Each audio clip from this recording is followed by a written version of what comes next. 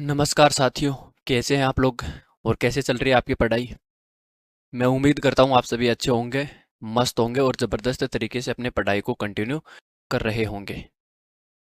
देखिए, कल वाले लेक्चर में हमने भारत के प्राचीन इतिहास के बारे में जो बेसिक चीज़ें थी वो समझी थी।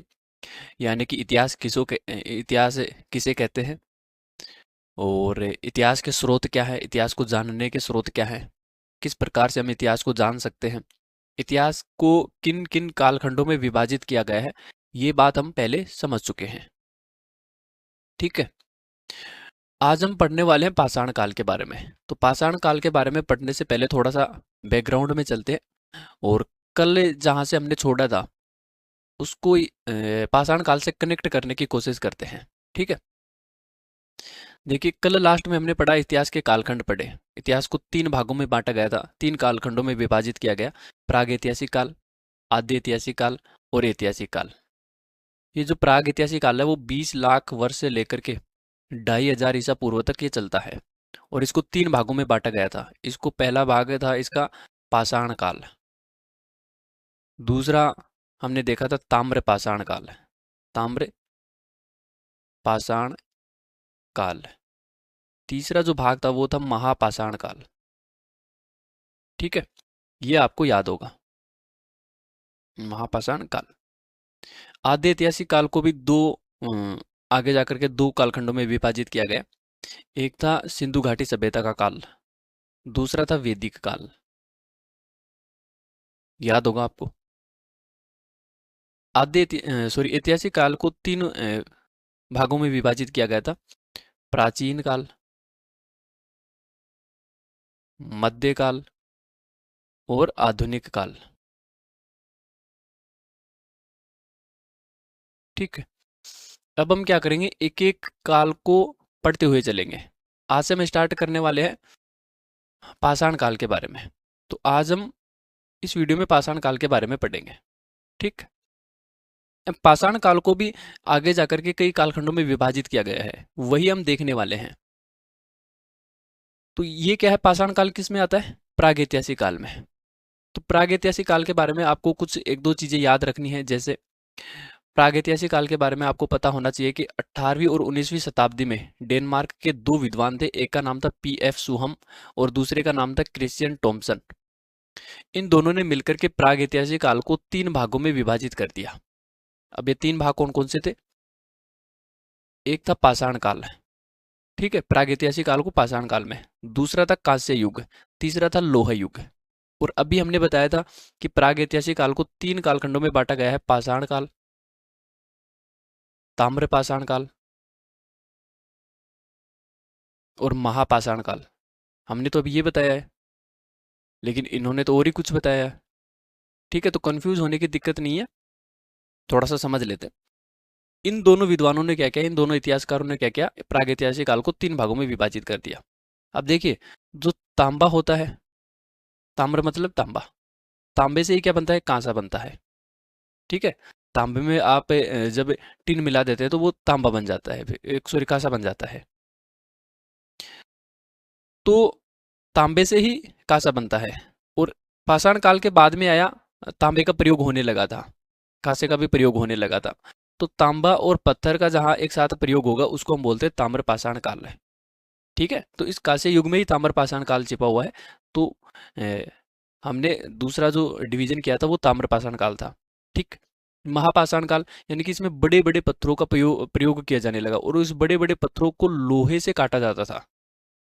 तो इन दोनों विद्वानों ने इसको लोहा युग बोला है, बाकी इतिहास में इसको महापाषाण काल कहा गया है। ठीक है। तो महापाषाण बड़े बड़े पत्थर होते हैं और इनको काटने के लिए लोहे का प्रयोग किया गया, तो इसलिए इन्होंने तो लोहा युग नाम दे दिया। बल्कि इतिहास में जब डिवीजन किया गया तो इसको महापाषाण काल के नाम से विभाजित किया गया है। ठीक है, तो ये भी आपको याद रखना है और ये भी आपको याद होना चाहिए। क्योंकि कई बार क्या होता है, इतिहास में जो क्वेश्चन पूछे जाते हैं वो इस प्रकार से पूछ लेगा कि P.F. सोहम द्वारा या क्रिश्चियन टॉमसन द्वारा प्राग ऐतिहासिक काल को किन तीन कालखंडों में विभाजित किया गया था। वहां पर पाषाण काल, कांस्य युग और लोह युग, ये जो तीन है एक ऑप्शन में हो उसी को आपको टिक करना है। ठीक है। तो प्रागैतिहासिक काल को 3 कालखंडों में विभाजित कर दिया। इसमें कौन सा है? पाषाण काल। सबसे पहले हम पढ़ेंगे पाषाण काल के बारे में। अब पाषाण काल के बारे में थोड़ा सा यह चीजें देख लेते हैं। यही हमारी आज की मेन हेडिंग है, पाषाण काल। पाषाण काल को स्टोन एज भी बोलते हैं। स्टोन मतलब पत्थर, पाषाण मतलब पत्थर। तो पत्थर का युग था ये। पत्थर का युग इसलिए कहा गया क्योंकि पत्थर का सबसे ज्यादा प्रयोग किया जाता था। हर कार्य में पत्थर का प्रयोग करते थे लोग, है ना। शिकार करने के लिए पत्थर का प्रयोग, लकड़ी काटने के लिए पत्थर का प्रयोग है। तो इस प्रकार से पत्थर का प्रयोग यहाँ पर किया जाता था। आग जलाने के लिए पत्थर का प्रयोग। तो 1864 में, कई बार क्या है, कई बुक्स में 1865 भी आपको देखने को मिलेगा। तो 1864-65 में जून लुबोक ने पाषाण काल को भी 2 भागों में विभाजित कर दिया। एक था पूरा पाषाण काल यानी कि प्राचीन पाषाण काल, एक था नव पाषाण काल यानी कि नया नया पाषाण काल। ठीक है, जिसमें नई नई चीजें हुई, पत्थरों के साथ भी नई नई चीजें देखने को मिली। तो इन्होंने एक बुक लिखी थी, प्री हिस्टोरिका टाइम्स है। ये प्री हिस्टोरिका टाइम्स किसके द्वारा लिखी गई है? जॉन लुबोक द्वारा लिखी गई है। ये बात आपको ध्यान में रखना, इंपॉर्टेंट बुक है, नाम पता होना चाहिए, क्योंकि इतिहास में बुक्स के नाम भी पूछे जाते हैं। लेकिन बाद में जो इतिहासकार थे, उनको जब और साक्ष्य मिले, और पुरातात्विक साक्ष्य मिले, तो वो ऐसे पुरातात्विक साक्ष्य थे जो ना तो पुरापाषाण काल से संबंधित थे, ना ही नवपाषाण काल से संबंधित थे। वो कहीं इनके बीच में थे। ठीक है, तो बाद के इतिहासकारों ने दोनों के बीच के काल को मध्य पाषाण काल नाम दे दिया। यहाँ पर बीच में जो संक्रमण की अवस्था थी उसको बोल दिया इन्होंने मध्य पाषाण काल। तो अब ये जो पाषाण काल है इसको 3 भागों में बांटा गया है। कितने भागों में? 3 भागों में। हालांकि जॉन लुबोक ने 2 भागों में ही बांटा था, लेकिन बाद में इसको 3 भाग कर दिए इसके। पूरा पाषाण, मध्य पाषाण, नव पाषाण। इसी को हम आगे यहाँ पर लिख लेते हैं। पाषाण काल को कितने भागों में बांटा गया? 3 भाग में। पूरा पाषाण, मध्य पाषाण और नव पाषाण। पाषाण काल कब से कब तक चलता है? 20 लाख वर्ष से लेकर के 20 लाख ईसा पूर्व से लेकर के 2500 ईसा पूर्व तक का जो समय है वो पाषाण काल कहलाता है। क्योंकि इसको 3 भागों में बांटा गया है तो पूरा पाषाण काल का समय आपको ध्यान होना चाहिए। ये बार बार मैं इसलिए बोल रहा हूँ क्योंकि ये पूछे जाते हैं एग्जाम में। तो 20 लाख ईसा पूर्व से लेकर के 10,000 ईसा पूर्व तक का जो समय है वो है पूरा पाषाण काल। मध्य पाषाण काल की बात करें तो 10,000 ईसा पूर्व से लेकर के 4,000 ईसा पूर्व तक का जो समय है वो है मध्य पाषाण काल। नव पाषाण काल की बात करें तो 7,000 ईसा पूर्व से लेकर के 2,500 ईसा पूर्व तक के बीच का जो समय है वो है नव पाषाण काल। अब देखिए, कई लोग क्या करेंगे, या तो यहाँ पर 7,000 कर देंगे कि 10,000 से 7,000 के बीच का समय मध्य पाषाण काल, या फिर ऐसे करेंगे कि यहाँ पर 4,000 कर देंगे कि 4,000 से 2,500 तक। नहीं, जो मध्य पाषाण कालीन जो वस्तुएं मिली हैं ये 4,000 ईसा पूर्व तक पुरानी मिली हैं। ठीक है, जबकि नव पाषाण कालीन जो वस्तुएं आप देखेंगे ये इसका जो कालक्रम जाता है वो 7,000 ईसा पूर्व तक उनकी डेट वहां पर मिली है। ठीक है, तो नव पाषाण काल 7,000 ईसा पूर्व से शुरू हो गया था, जबकि मध्य पाषाण काल 4,000 ईसा पूर्व तक चला था। तो दोनों की डेट आपको याद रखनी है, कंफ्यूज नहीं होना है। ठीक, पाषाण काल को भी 3 भागों में बांट दिया, पूरा पाषाण काल, मध्य पाषाण काल, नव पाषाण काल। अब हम यहां से एक को उठाते हैं, पूरा पाषाण काल को। ठीक, तो पहले पाषाण काल की खोज देख लेते हैं। पाषाण काल की खोज भारत में किस प्रकार से हुई है, किस प्रकार से पाषाण काल से संबंधित जो साक्ष्य मिले हैं भारत में। तो सबसे पहले जो साक्ष्य मिला है वो 1842 में मिला था, और ये डॉक्टर प्राइमरोज को मिला था। किसको मिला था? डॉक्टर प्राइमरोज को। कहाँ से मिला था? ये कर्नाटक के रायचूर जिले से मिला था, और रायचूर जिले में एक गांव है लिंगसुगुर। लिंगसुगुर नामक स्थान से इनको कुछ पोलिसदार छुरे मिले। ठीक है, तीर के फलक मिले। जब उनकी डेट निकाली गई तो पता चला कि ये जो डेट थी वो नव पाषाण काल से संबंधित थी, यानी कि नव पाषाण काल की जो डेट थी लगभग उसी के आसपास है इनकी डेट भी थी, इनकी तिथि भी थी। ठीक है, तो ये जो पोलिसदार छुरे, तीर के फलक मिले, ये नव पाषाण काल से संबंधित थे। तो लिंगसुगुर शहर का या लिंगसुगुर गांव का या लिंगसुगुर नामक स्थान का संबंध किससे है? नव पाषाण काल से। ये नव पाषाण कालीन स्थल है। अच्छा, 1842 में जो सबसे पहले साक्ष्य मिले थे वो कौन से काल से संबंधित थे? नवपाषाण काल से संबंधित थे। ठीक है, ये फैक्ट क्लियर है। फिर 9 साल बाद में 1853 में जॉन इबांस को मध्य प्रदेश के जबलपुर में नर्मदा नदी घाटी से कुछ इनको पत्थर मिले जो कारीगरी की प्रक्रिया से गुजरे हुए थे, यानी कि ऐसे पत्थर मिले जिन पर कुछ बनाया जा रहा था लेकिन वो पूरी तरीके से बना नहीं था। ठीक है, तो कारीगरी की प्रक्रिया से गुजरे हुए कुछ पत्थर इनको मिलते हैं 1853 में। तो ये बहुत ज़्यादा इंपॉर्टेंट नहीं है, लेकिन ये क्रम में पाषाण काल की खोज के क्रम में ये एक इम्पोर्टेंट फैक्ट है, इसलिए हमने इसको देख लिया। बाकी एग्जाम में ऐसा नहीं पूछा जाता है। इसके बाद 1863 में रॉबर्ट ब्रूसफुट को मद्रास के समीप पल्लावरम नामक स्थान से इनको एक हस्त कुठार मिलता है, एक हाथ की कुल्हाड़ी मिलती है। जब इस कुल्हाड़ी की तिथि खोजी गई, डेट खोजी गई, इसकी डेट का अनुमान लगाया गया, ठीक है, कार्बन जो 14 तकनीक है उसके आधार पर, तो पता चला कि ये जो हस्त कुठार है ये पूरा पाषाण काल से संबंधित है। किससे संबंधित है? पूरा पाषाण काल से। पाषाण काल में भी सबसे प्राचीन पाषाण काल से संबंधित है। तो ये पहला पाषाणिक औजार कहलाया। क्या कहलाया? पहला पाषाणिक औजार। ये पाषाण काल का सबसे प्राचीनतम औजार है हस्त कुठार, जो कि 1863 में मद्रास के पल्लावरम नामक स्थान से मिला है रॉबर्ट ब्रूसफुट को। ठीक, और ये हैंडक्स क्लीवर परंपरा से संबंधित है। हैंडक्स क्लीवर परंपरा क्या है इसको हम आगे समझेंगे। हालांकि सिंपल है, कोई चीज बड़ी चीज नहीं है। हैंडक्स मतलब हाथ की कुल्हाड़ी, तो हाथ की कुल्हाड़ी से संबंधित जो परंपरा है वो हैंडक्स क्लीवर परंपरा कहलाती है। आगे इसको डिटेल में समझेंगे। ठीक, बाद में इस पहले पाषाणिक औजार को 1873 में 10 साल बाद में वियना में एक पुरातात्विक प्रदर्शनी हुई। इसमें इस औजार को प्रस्तुत किया गया और ये औजार कुछ इस प्रकार से दिखाई देता है। तो इसीलिए ये जो रॉबर्ट ब्रूसफुट है, जिनको पहला पाषाणिक औजार मिला है, इन्हीं को बाद में प्रागैतिहासिक काल का जनक कहा गया है। भारत में प्रागैतिहासिक काल का जनक किसको कहा जाता है? रॉबर्ट ब्रूसफुट को कहा जाता है। तो ये इंपॉर्टेंट फैक्ट है, ये आपको ध्यान में रखना है। भारत में प्रागैतिहासिक काल का जनक रॉबर्ट ब्रूसफुट को। इन्होंने एक बुक लिखी थी, pre and proto historic antiquities of India. तो ये बुक किसके द्वारा लिखी गई है? रॉबर्ट ब्रूसफुट के द्वारा लिखी गई है। इसके अलावा भी और बुक है, जैसे हिस्टोरी का बुक हमने देखी। हिस्टोरी का बुक किसने लिखी थी? हेरोडोटस ने लिखी थी, ये आपको याद रखना। प्री हिस्टोरिक इंडिया बुक किसने लिखी है? स्टुअर्ट पिगोट ने। ऐसी एक बुक अभी थोड़ी देर पहले हमने देखी थी, प्री हिस्टोरिक टाइम्स। ये बुक किसके द्वारा लिखी गई थी? तो जॉन लुबोक द्वारा। जॉन लुबोक द्वारा ये बुक लिखी गई थी 1864 में। ठीक है, तो ये इंपॉर्टेंट बुक है, ये आपको ध्यान में रखनी है, क्योंकि इतिहास में बुक से संबंधित क्वेश्चन भी पूछे जाते हैं। तो 4 बुक्स ये इंपॉर्टेंट है, ये आपको पता होना चाहिए। जैसे जैसे आगे पढ़ेंगे तो आगे और बुक्स आएंगे तो उनके नाम भी हम याद रखेंगे। तो अभी तक आपको ये 4 बुक्स के नाम याद रखने हैं। ठीक है, भारत में पाषाण काल की खोज किसने की है?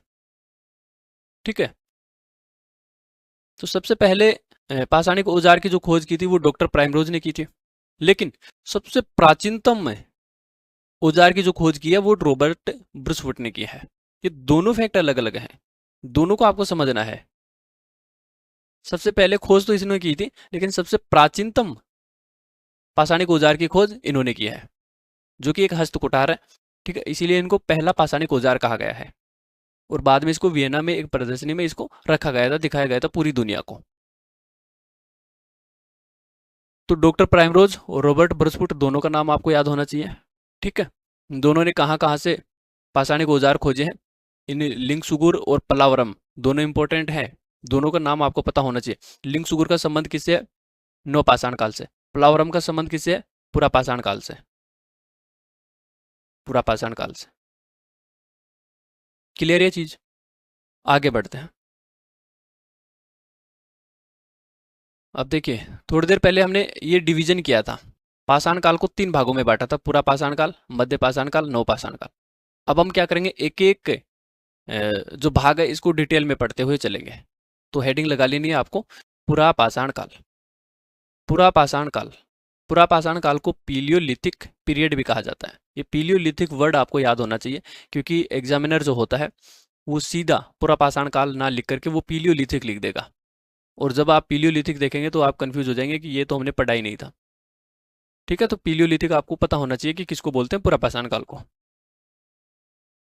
पीलियोलिथिक काल में जो मानव था वो जीवन यापन करने के लिए शिकार करता था और जंगल से वस्तुओं को संग्रहित करता था, जैसे कंदमूल, फल हैं। ठीक है, तो इस प्रकार से जंगली उत्पादों को संग्रहित करता था और शिकार करता था। इन दोनों के माध्यम से वो अपना जीवन यापन करता था। अगर ये पूछा जाए कि पुरापाषाण कालीन मानव किस भूमिका में जीवन निर्वाह कर रहा था, और वहां पर ऑप्शन दे दे आखेटक एवं संग्राहक, आखेटक एवं कृषि, ठीक है, या संग्राहक एवं पशुपालन, तो इस प्रकार से वो वहां पर ऑप्शन दिए जाते हैं। तो आखेटक एवं संग्राहक की भूमिका में वो अपना जीवन यापन कर रहा था। पुरापाषाण काल पाषाण काल की सबसे प्रारंभिक अवस्था है, जो कि हमने अभी देख ली है। पुरापाषाण काल का कालक्रम आप देखेंगे तो 20 लाख वर्ष से लेकर के 10,000 ईसा पूर्व तक का जो समय है, ये पुरापाषाण काल कहलाता है। पुरापाषाण काल का जो संबंध है वो प्लीस्टोसीन काल से भी है। प्लीस्टोसीन काल और पुरापाषाण काल दोनों एक ही हैं। ठीक है, अच्छा, इतिहास में इसको पुरापाषाण काल कहा जाता है, जबकि भूगोल में जाएंगे आप पे तो इसको प्लीस्टोसीन काल कहा जाएगा, क्योंकि इसमें हिमयुग आया था। ठीक है, तो यहाँ पर एग्जाम में क्वेश्चन इस प्रकार से बन सकता है कि हिमयुग का संबंध निम्नलिखित में से कौन से काल से है। तो या तो वहां पर प्लीस्टोसीन काल होगा तो उसको टिक करना है, नहीं तो पुरापाषाण काल होगा तो उसको टिक करना है। इसी प्लीस्टोसीन काल में, पुरापाषाण काल में आदि मानव का जन्म हुआ था। और आदि मानव कौन है? होमोसेपियंस हमारा आदि मानव है। वो भी अभी हम थोड़ी देर बाद में देखेंगे, 1-2 स्लाइड के बाद में। ठीक, अब ये जो पुरापाषाण काल है इसको भी आगे जाकर के 3 भागों में बांट दिया गया। अभी देखिए डिवीजन चल ही रहा है। पहले इतिहास को 3 भागों में बांटा, ठीक है, फिर प्राग इतिहास को 3 भागों में बांट दिया, फिर जो पाषाण काल है उसको 3 भागों में बांट दिया। अब ये जो पुरापाषाण काल है इसको भी 3 भागों में बांट देंगे। तो ये जो डिवीजन चल रहा है ये आपको ध्यान में रखना है, कंफ्यूज नहीं होना है। पुरापाषाण काल को एडवर्ड लोरटेट ने 3 भागों में बांट दिया। ये 3 भाग कौन कौन से? निम्न पुरापाषाण काल, पुरापाषाण काल में भी सबसे निचले स्तर का, फिर मध्य पुरापाषाण काल, फिर उच्च पुरापाषाण काल। ठीक, तो पुरापाषाण काल को 3 भागों में बांटा, किसने? एडवर्ड लोरटेट ने। निम्न पुरापाषाण काल 20 लाख ईसा पूर्व से लेकर 1 लाख ईसा पूर्व तक का बीच का जो समय है ये निम्न पुरापाषाण काल कहलाता है। मध्य पुरापाषाण काल की बात करें तो 1 लाख ईसा पूर्व से लेकर के 40,000 ईसा पूर्व तक का जो समय है ये मध्य पुरापाषाण कहलाता है।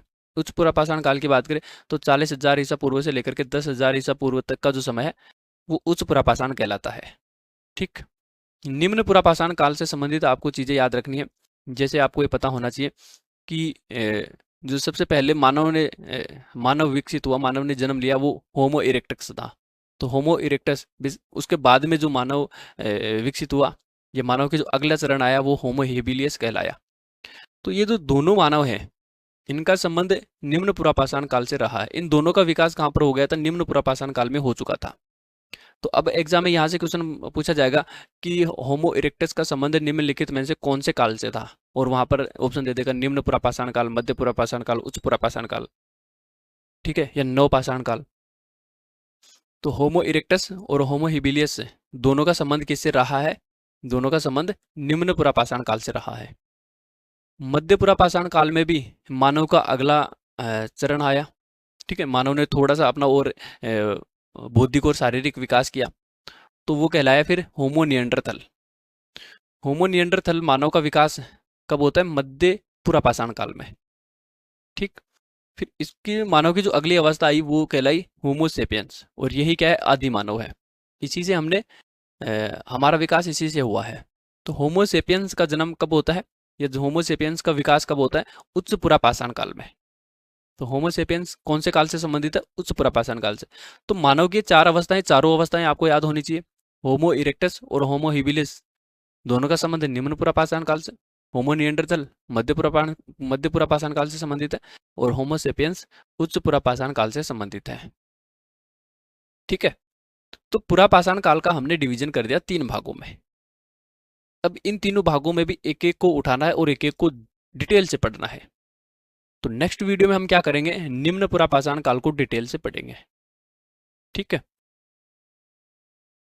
चूंकि अभी हमारा लेक्चर लगभग 20 मिनट का हो चुका है, तो निम्न पुरापाषाण काल के बारे में पढ़ेंगे तो और ये बड़ा हो जाएगा, फिर बहुत ज़्यादा लंबा लेक्चर हो जाएगा, तो इतना लंबा नहीं करेंगे हम। नेक्स्ट वीडियो में क्या करेंगे, निम्न पुरापाषाण काल के बारे में डिटेल से वहाँ पर पढ़ेंगे। ठीक है, तो मिलते हैं नेक्स्ट वीडियो में, तब तक के लिए धन्यवाद, थैंक यू, पढ़ते रहिए और मस्त रहिए।